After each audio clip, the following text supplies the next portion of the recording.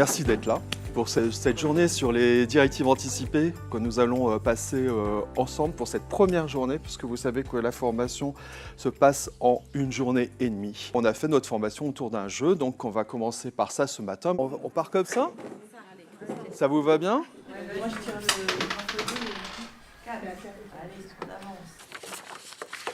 le Alors, que sont les directives anticipées? C'est une déclaration écrite. Faite par le patient, pas patient résident. En fin de vie. Dans l'opinion générale, les directives anticipées, ça veut dire fin de vie, terminé, on meurt demain, quoi. Et donc, il y a tout ça à travailler.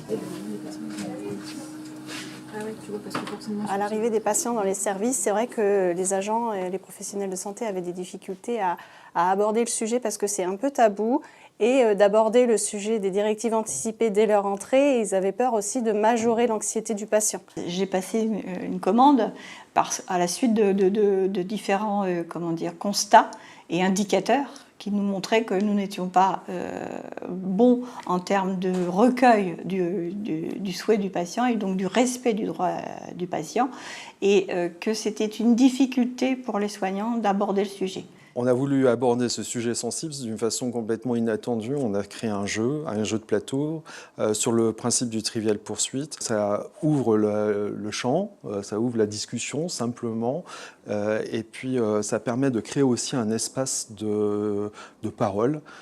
Ça permet à chacun d'exprimer ses peurs, ses craintes, ses difficultés à aborder le sujet en service.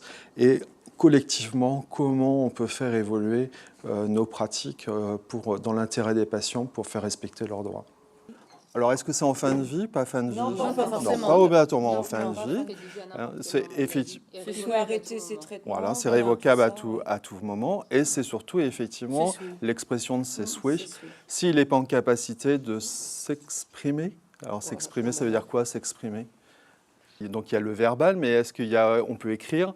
Est-ce qu'il y a d'autres moyens? On peut donner ses souhaits à quelqu'un qui les connaît. Oui, aussi.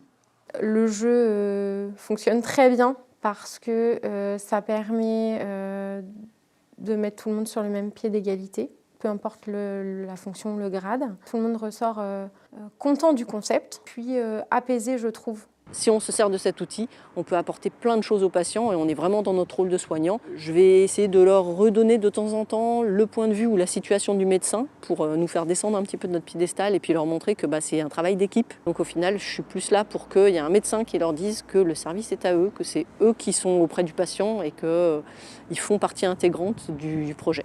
Comme un soin technique qu'on peut apporter aux patients, là c'est respecter ses volontés, les recueillir déjà, et de les respecter.